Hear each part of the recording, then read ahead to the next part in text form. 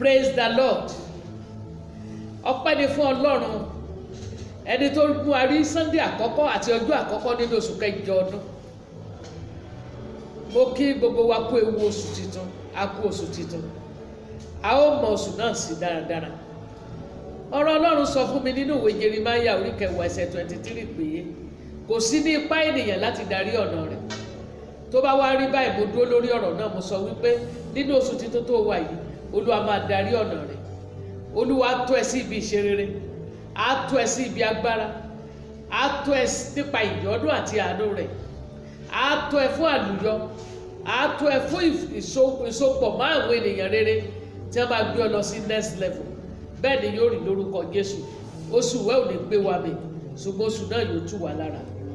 Mo kí yín káàbọ̀ sí ìjọsìn oṣù kìíní àti ti fi òróró yàn tí inú oṣù tuntun náà, ìjọ the Love of Old Evangelical Church, ìjọ oníhìnrere ìfẹ́ ìgbàanì. Olúwa yóò bá yín pàdé ní ọ̀nà ìyanu. Ká tó lọ sínú ọ̀rọ̀ Ọlọ́run, ẹ jẹ́ ká gbàdúrà ní orúkọ Jésù. Alágbára nínú àwọn ọ̀run agbẹ́yìnga, a ṣe yín lọ́ba lọ́pọ̀lọpọ̀ fún ohun rere gbogbo tí ẹ ti ṣe, fún ọwọ́ agbára àti ìyanu yín. Olúwa gba ọpẹ́ wa, Olúwa gba ìyìn wa. Ǹjẹ́ báyìí gbogbo ẹ̀ṣẹ̀ Olúwa dáríjì lọ́wọ́lọ́wọ́ nítorí tiwọn. Olúwa fa ọ̀run ya kí àwọn òkè wàhálà aláìdààmú, òkè àìgbọràn, òkè àìnífẹ̀ẹ́ rẹ, òkè ẹ̀ṣẹ̀ kó wó ní iwájú rẹ lórúkọ Jésù, kó gbiná sọnù. Kí àkókò ìtura àti ìrònúpìwàdà kó wọnú ayé wa, àkókò ìyípadà tó tọ́ kó rán sọ̀kalẹ̀ sí wa. Nípa ọ̀rọ̀ rẹ lónìí ká rí ìwòsàn, ká lè máa yìn ọ́ lógo ní orúkọ Jésù Kristi Olúwa wa. Àmín. Praise the Lord. Àkòrí ọ̀rọ̀ Ọlọ́run tí a fẹ́ gbọ́ òun náà ni èyí: kò sí ibi ìsápamọ́sí.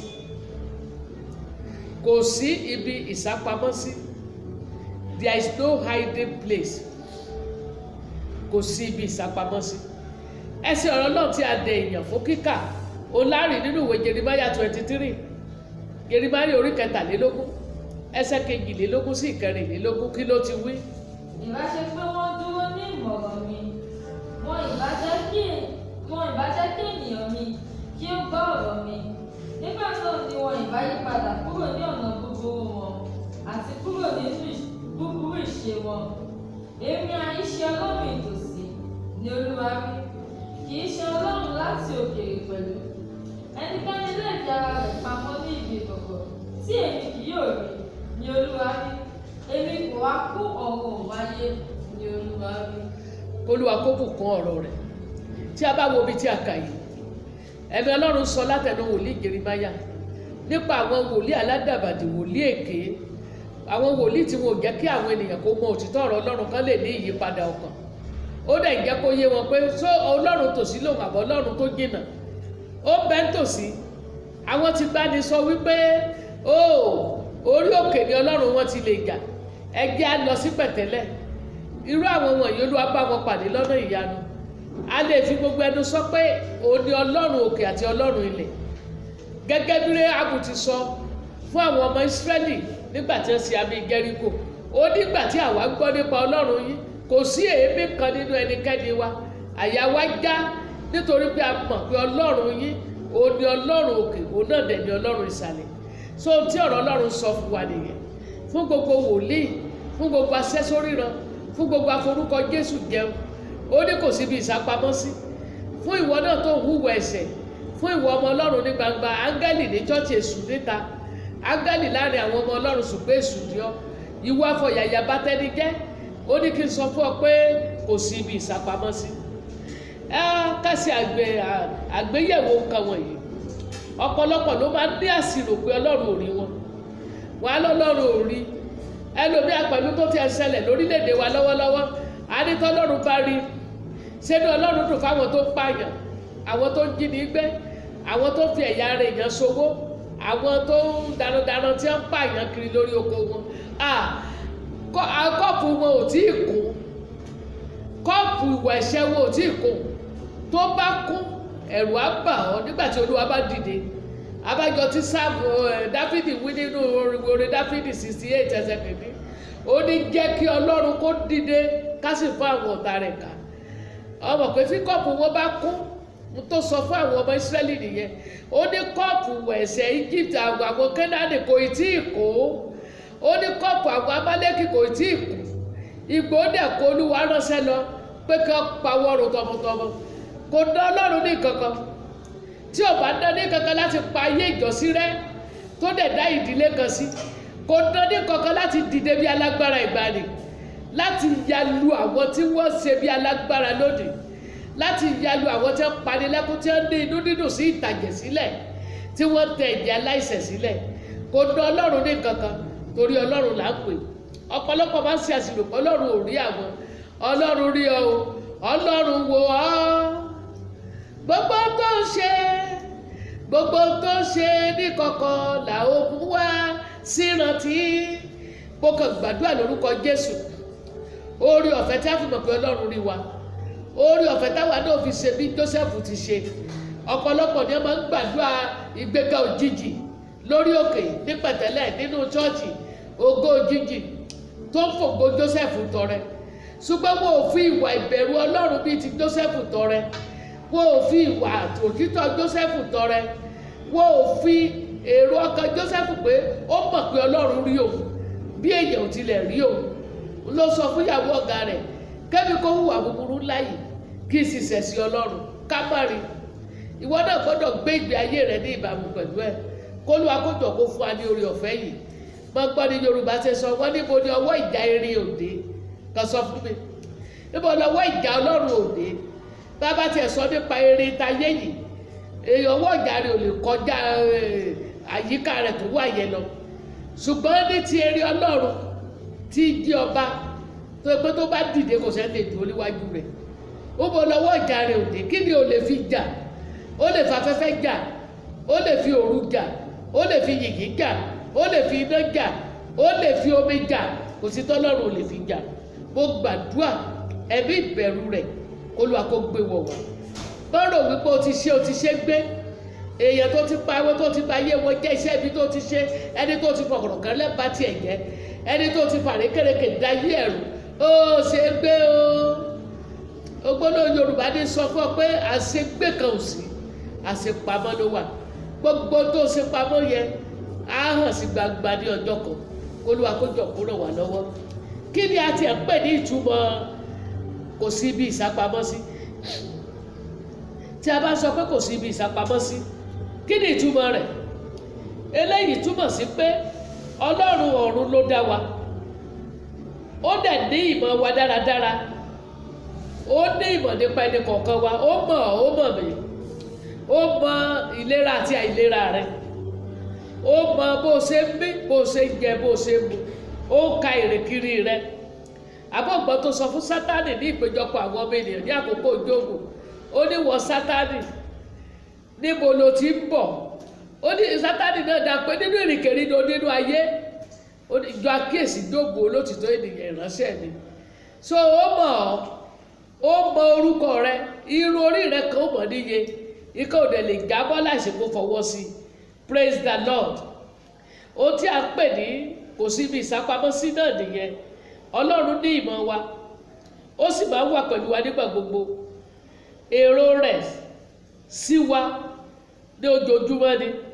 Ó fẹ́ ire wa. Ó ń darí wa.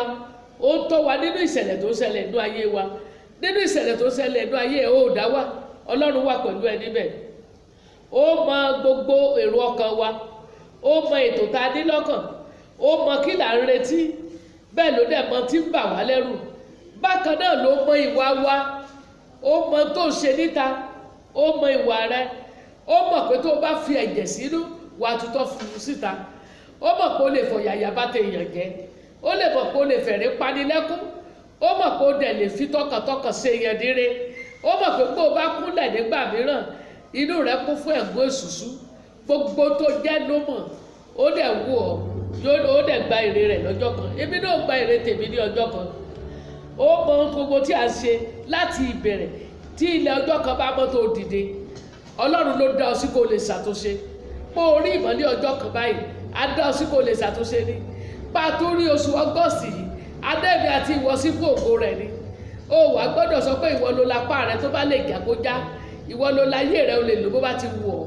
ohun tí kò ṣe ni pé kò lò fún ògo Ọlọ́run. Ó mọ̀ wá, ó dẹ̀ yí wa káàkiri báyìí ni, ó tọ́jú wa, kò dẹ̀ lè gbà ká rìn sí ibi toró ló tọ́ wa, àyàfi tó bá kúrò lábẹ́ òjìji Olódùmarè. Mo dẹ̀ gbàdúrà Olúwa ò ní jẹ́ ká kúrò lábẹ́ òjìji rẹ̀. Bákan náà, ó ló mọ àwọn ẹ̀ṣẹ̀ tá à ń dá kọ̀kọ̀. Ẹ̀ṣẹ̀ kọ̀kọ̀ kò gbé o. Bàbá mọ̀ ó rí ọ, Ọlọ́run wù ẹ́. Ìyẹn ló mú Ágárì ìránṣẹ́ Sárà wí, ó ní Olúwa tí ó rí mi. Nígbà tí ọ̀gá ẹ̀ ní kó máa lọ pé ó yá ìwọ àtọ́mọ ẹ ó ti yá. Ọmọ yẹn wá omi tán, ọmọ yẹn ń pọ̀ kàkà ikú.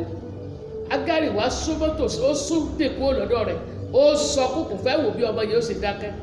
Olúwa kọ sí pé Ágárì, kí ló ṣe ẹ́? Lọ bu omi, ó wá sí lójú orí kànga omi.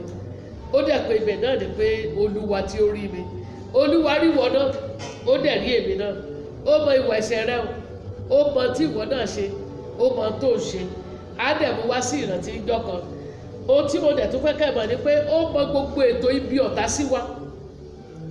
Gbogbo ètò ibi tí ọ̀tá ṣe, Olúwa mọ̀ sí wa. Ó ti sọ fún wa bẹ́ẹ̀, olójẹ́ kó sọ fún wa nínú ọ̀rọ̀ Ọlọ́run, èyí tá a bá ṣàyẹ̀wò rẹ̀ nígbà tá a bá sọ síwájú. Mo fẹ́ gbé àpẹẹrẹ méjì nínú Old Testament àti méjì nínú New Testament. Àwọn àpẹẹrẹ inú Bíbélì tó sọ pé Ọlọ́run mọ ìrìnkiri wa, ó dẹ̀ mọ ohun tá a ṣe ní kọ̀kọ̀. Ohun àkọ́kọ́ ni Káínì, àkọ́bí Ádámù lẹ́yìn ìṣubú ènìyàn nínú ọgbà Édẹ́nì. Nínú Genesis chapter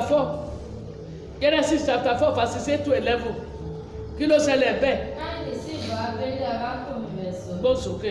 Ó sì ṣe, nígbà tí wọ́n wà ní oko, Káínì dìde sí Ábélì arákùnrin rẹ̀, ó sì lù pa. Olúwa sì wí fún Káínì pé, níbo ni Ábélì arákùnrin rẹ̀ wà? Ó sì wí pé, èmi kò mọ̀, èmi ṣe olùtọ́jú arákùnrin bíbí. Ó sì wí pé, kí ni ìwọ ṣe nì? Ohùn ẹ̀jẹ̀ arákùnrin rẹ̀ ń kígbe. Ó ń kígbe pè mí láti inú ilẹ̀ wá. Jẹ́ nísinsìnyí, a fi ọwọ́ lórí rẹ̀ tí ó yanu rẹ̀ gba ẹ̀jẹ̀ arákùnrin rẹ̀ lọ́wọ́ rẹ̀. Praise the Lord.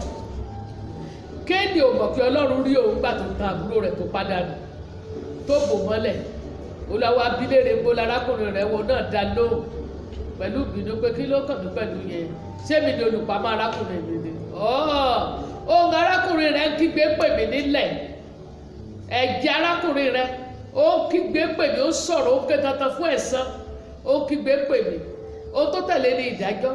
Ìwọ náà ronú iye ẹ̀jẹ̀ tó ti ta sílẹ̀, bóyá nípa àbọ́sùn, bóyá nípa kó fẹnu bá tẹ èèyàn jẹ, bóyá ní kó tiẹ̀ pa físí kó pa kó mọ̀ọ́mọ̀ pa, bóyá o yín lọ́rùn pa, bóyá ọmọ tó fi sódà rọ pa, bóyá ọmọ tó kàn yín lọ́rùn, bóyá ènìyàn tẹ́jọ́ dìtẹ̀ lọ́lù tàbí tó lù pa. Ẹ̀jẹ̀ wọn kígbe sí Olúwa ní ọjọ́ kan. A ó gbọ́ igbe ẹ̀jẹ̀ yẹn lórí rẹ̀, a ó gbọ́ lórí rẹ̀, a ó sì bí ọ́ léèrè rẹ̀. Ohun tó tẹ̀lé ní ìjìyà. Àdúrà mi ni pé Olúwa ò ní fi ìbáwí, kò ní fi kìlọ̀ fún wa. A kìlọ̀ fún wa ká mọ̀ bàbá wa wí, Olúwa kó jọ̀ kó ràn wá lọ́wọ́. Ẹjẹ́ tó wu ẹnì kejì, òun náà ni ọba Áhábù. Nínú ìwé àwọn ọba kìíní orí 21 ẹsẹ̀ 17 to 20, ó ti sọ fún Nábótì, ta ọgbà ìjàrà rẹ fún mi. Ìyẹn ló wo lè ta, bí o lè fi tọrẹ ogún ìpín mi bàbá mi ni. Ṣùgbọ́n ìyàwó rẹ̀ lọ gbá àlùmọ̀kọ́rọ́ yìí, wọ́n pa Nábótì. Lọ́kàn Áhábù àti ìyàwó rẹ̀ Jésíbélì, Ọlọ́run ò rí wọn. Wọ́n ti ṣe, wọ́n ti parí ẹ̀. Ṣùgbọ́n bó ti múra pé kò lọ gba ọgbà yẹn, l'Olúwa ti gbé wòlíì Èlíjà dìde lọ pàdé ẹ̀kọ́ tó wọnú ọgbà yẹn, kó sọ fún pé gbogbo tó hùwà yẹn mo rí o. Ó yá. Ọ̀rọ̀ Olúwa sì tọ̀ Èlíjà ará Tíṣbì wá wípé, dìde, sọ̀kalẹ̀ lọ ìpàdé Áhábù ọba Ísírẹ́lì tí ó wà ní Samaria. Wò ó wà ní ọgbà àjàrà Nábótì, níbi tí ó sọ̀kalẹ̀ lọ láti jogún rẹ̀. Ìwọ sì wí fún pé, báyìí ni Olúwa wí, ìwọ ti pa, ìwọ sì ti jogún pẹ̀lú. Ìwọ ó fi fún pé, báyìí ni Olúwa wí pé, ní ibi tí ajá gbé láì jẹ Nábótì, ni àwọn ajá yóò láì jẹ rẹ, àní tìrẹ, Áhábù sì wí fún Èlíjà pé, ìwọ rí mi, ìwọ ọ̀tá mi. Ó sì dáhùn pé, èmi rí ọ, nítorí tí ìwọ ti ara rẹ láti ṣiṣẹ́ búburú níwájú Olúwa. Praise the Lord. Ṣé rí wípé Áhábù ọ̀pọ̀ Ọlọ́run rí òun àti ètò òun àti ìyàwó òun, ṣùgbọ́n Ọlọ́run rí bó ti ní kó lọ wọnú ọgbà náà. Ọlọ́run ò tiẹ̀ jẹ́ ọwọ́ bẹ̀. Ó pàdánù ọ̀nà méjì, ó forí gba ègbò, ó pa ẹni ẹlẹ́ni, kò rí ọgbà náà gbà. Ibi ajá ti lá ẹ̀jẹ̀ Nábótì, ibẹ̀ náà ló ti lá ẹ̀jẹ̀ tiẹ̀ àti ti àwọn ọmọ rẹ̀ tí ń jọ púpọ̀. Mo bì ọ́ lórúkọ Jésù, Ọlọ́run rí ọ, kò sí bí ìsápamọ́ sí. Bákan náà ni ẹ jẹ́ ká wo obìnrin ará Samaria ni nínú ìwé Jòhánù orí 4 ẹsẹ̀ 13 dé 19. Nígbà tí ó pàdé Jésù, ó yá fún mi lómi mu. Ṣé bọ́ ọmọ pé Ísírẹ́lì kì í gbomi mu lọ́wọ́ ará Samaria? Jésù wàá rán níṣẹ́ kan, kí ló ti wí? Jésù sì wí fún un pé, lọ ìpè ọkọ rẹ kí ó sì wá sí ìhín yìí. Obìnrin náà dáhùn, ó sì wí fún un pé, èmi ò mọ̀ lọ́kọ. Yes. Jésù sì wí fún un pé, yes. ìwọ wí rere pé èmi kò ní ọkọ, nítorí tí ìwọ sì ní ọkọ 5 rí, ẹni tí ìwọ sì ní nísinsìnyí kì í ṣe ọkọ rẹ, ìwọ sọ òtítọ́ ní èyí ni. Obìnrin náà sì wí fún un pé, ọ̀gbẹ́ni, mo wòye pé wòlíì ni ìwọ ṣe. Oh, praise the Lord. Kò sí tó sápamọ́ sí Ọlọ́run, kò sí ohun kọ̀ọ̀kan gbogbo tí ò ní wá sí ìmọ́lẹ̀.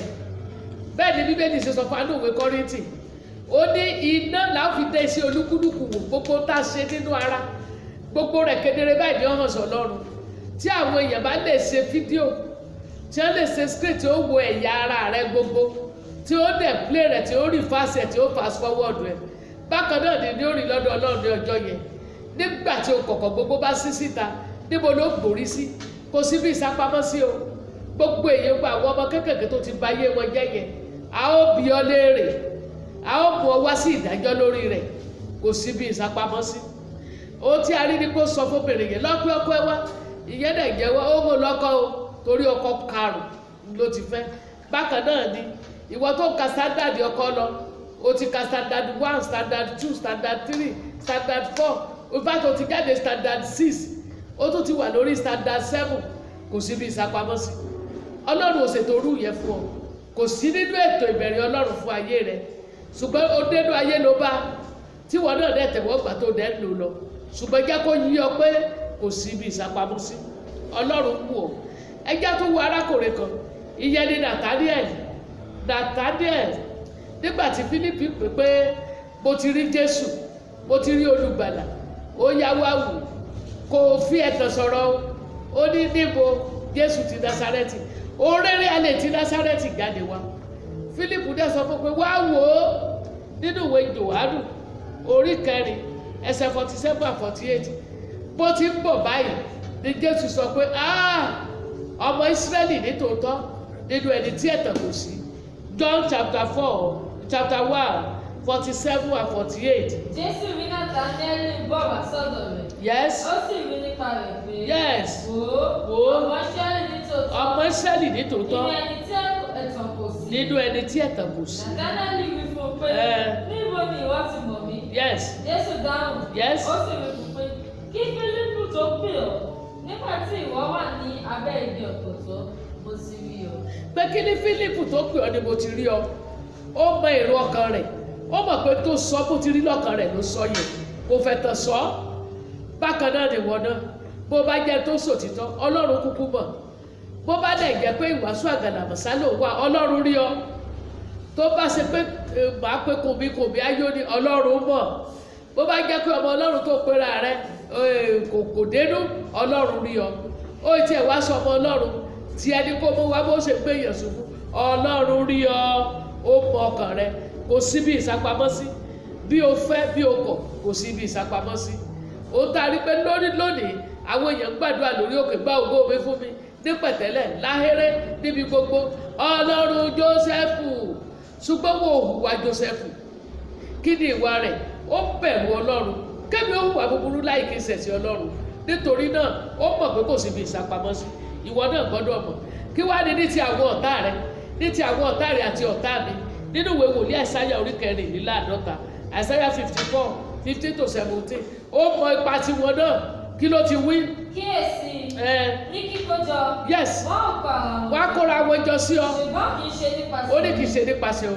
ẹnikẹ́ni tí ó bá dìtẹ̀ sí ọ yóò ṣubú nítorí rẹ̀. yes kíyèsí èmi ni ẹni tí ó dá alágbẹ̀dẹ tí ń fẹ́ iná ẹ̀yìn. iná ẹ̀yìn. iná ẹ̀yìn tí ó sì mú ohun èlò jáde fún iṣẹ́ rẹ̀. èmi ni ó sì ti dá apanirun láti panirun. kò sí ohun ìjà tí a ṣe sí ọ tí yóò lè ṣe ẹ́ nìkan. àti gbogbo àwọn tí ó dìde sí ọ ní ìdájọ́ ni ìwọ ó dá ní ẹ̀bi. èyí ni ogún àwọn ìránṣẹ́ Olúwa láti ọ̀dọ̀ mi ní òdodo wọn ti wá ní Olúwa wí. Praise the Lord. ní ti ọ̀tá rẹ̀ Ọlọ́run mọ̀ wípé wọ́n á kóra wọn jọ sí ọ ó mọ̀ pé wọ́n á gbèrò rẹ̀ ṣùgbọ́n ní kì í ṣe nípasẹ̀ kò lè dúró. bákan náà ni mo gbénú Kristi sọ tẹ́lẹ̀ sínú ayé rẹ̀ gbogbo ọwọ́ tó bá kóra jọ pọ̀ sí ọ nítorí tiẹ̀ lórúkọ Jésù Olúwa kó gbé wọn ṣubú torí tiẹ̀. gbogbo agbára tó bá gbìmọ̀ ibi sí ọ lórúkọ Jésù irú ìmọ̀ náà kó padà sí orísun tó ti wá. ó ní kò òun lò dá alágbẹ̀dẹ tí ń fọ́n dé eyín láti mú inú ohun èlò jáde. kò sí ìjà kan tá a ṣe sí ọ tí ó rọ̀ tí ìwọ bá ti bẹ̀rù Ọlọ́run tó mọ̀ pé tí Ọlọ́run jẹ́ nìyí.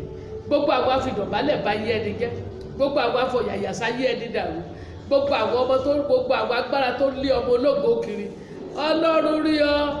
Bíbélì sọ fún mi nínú ìwé Gàlátíà orí 7 ó ní kí a bá tàn yín jẹ a kò lè gan Ọlọ́run oko tí èèyàn bá fúrúgbìn ó ní yóò sì ká. Ọlọ́run rí ọ. gbogbo ìwà ìṣẹ̀ tó hù yẹn gbogbo ayé ọmọbìnrin tó ti gba tiẹ̀ jẹ́ ọmọbìnrin tí ò bá gba tiẹ̀ kò sáyè lọ́fíìsì ọmọbìnrin tí ò bá gba tiẹ̀ kò sí promotion ọmọ tí ò bá ti lè gbára rẹ̀ lẹ́hìn fún iṣẹ́ Ọlọ́run rí ọ wàá ká ní ọjọ́ kan ṣùgbọ́n mo bẹ̀ ọ́ mo rọ̀ ẹ́ torí pé ìlérí Ọlọ́run dúró agbára ọ̀run àpáàdé ò lè yí padà kò sí ohun tó lè fi tu Ọlọ́run lójú tí ó yí padà. Revelation 22 verses 11 and 12 ó ní ẹtí sọ lóòótọ́ kó mọ̀ ṣèṣù ẹni tí sẹlẹ́gbẹ̀ẹ́ kó mọ̀ ṣèṣù ó ní kíyèsí èmi ń bọ̀ kọ́kọ́ èrè mi sì bẹ pẹ̀lú mi láti san fún olúkúlùkù gẹ́gẹ́ bí iṣẹ́ wọn yóò ti rí. Olúwa yóò san fún ọ yóò san fún èmi náà yóò san fún wa gẹ́gẹ́ bí iṣẹ́ ọwọ́ wa yóò sì gbà wá lọ́wọ́ àwọn ọ̀tá wa níkẹyìn a ó di ọ̀dọ̀ rẹ̀ sí ni kíyèsí ọ̀dọ̀ rẹ̀.